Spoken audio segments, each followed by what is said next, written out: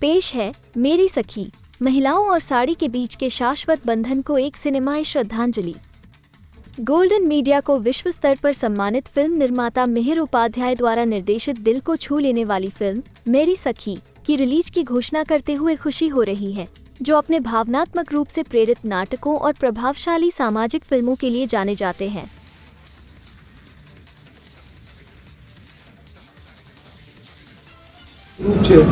એવી રીતના સાડીની પાસે પણ અનેક ગુણ છે. હરેક સિચ્યુએશન પ્રમાણે, હરેક રિલેશનશિપ પ્રમાણે પોતાને ઢાળે છે. તો બસ એ જ એક યુનિક ફ્રેન્ડશિપને ટ્રિબ્યુટ છે અમારી તરફથી આ શોર્ટ ફિલ્મ. એમાં મને એક ઓડિયન્સ સાથે બોન્ડિંગ કરવાનો ઓપોર્ચ્યુનિટી મળી છે.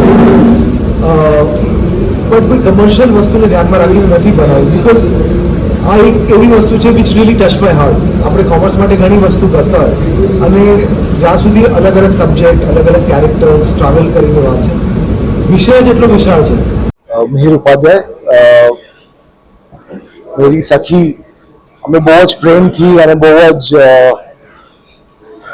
ઈમાનદારીથી જેન્યુઅનલી એક સાડી અને સાડી પહેરવાવાળા વિશેની જે ફ્રેન્ડશિપ છે એને અમારું ટ્રિબ્યુટ છે. It's a homage from our side and I hope the women love it. અમે લોકોએ ઘણું ટ્રાવેલ કરીને અલગ અલગ પ્રાંતમાં જઈને શૂટ કર્યું છે. મહારાષ્ટ્રમાં શૂટ કર્યું, ગુજરાતમાં કર્યું છે, ઉત્તર પ્રદેશ, ઉત્તરાખંડ અને તમિલનાડુમાં શૂટ કર્યું છે. 70 થી 75 એક એક્ટર્સ છે, મહિલાઓ, જે લોકો સાથે અમે આ ફિલ્મ બનાવી છે. કેટલી ટાઈપની સાડી હશે અને કેટલી મહિલાઓનું પાર્ટિસિપેટ? તમે જોવો મને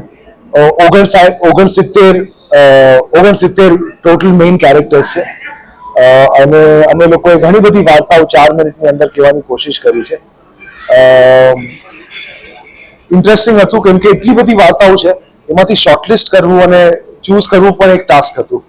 પણ ફોર્ચ્યુનેટલી મારી સાથે સારી ટીમ હતી અને શેફાલીજીના વોઇસ ઓવરથી, શેફાલીજીના નરેશનથી ફિલ્મને એક જે બેકબોન કહીએ, એ સૂત્રધાર તરીકે એમણે જે રોલ પ્લે કર્યો છે એ બહુ અગત્યનો છે. And I am very grateful કે એમણે બહુ જ સરસ કામ કર્યું છે. I am very proud that she agreed to work with us. આ ફિલ્મનું ઇન્સ્પિરેશન છે અરુણજીએ જે કવિતા લખી છે, મેરી સાડી મેરી સખી. એ જ્યારે મેં વાંચી અને મેં જોયું કે એક સાડી કેટલું મોટું ઇમોશનલ સ્ટેટમેન્ટ છે અમુક લોકો માટે અને કઈ ટાઈપનો રોલ પ્લે કરે છે, ખાલી ઇમોશનલી પણ પ્રેક્ટિકલ અને સિગ્નિફિકન્ટ રોલ પ્લે કરી રહી છે. તો that is wear I decided કે આ યુનિક પર્સપેક્ટિવ છે. આ પર્સપેક્ટિવ પહેલા આપણને જાણવા નથી મળ્યો, તો એના થકી આઈ decided to make this film.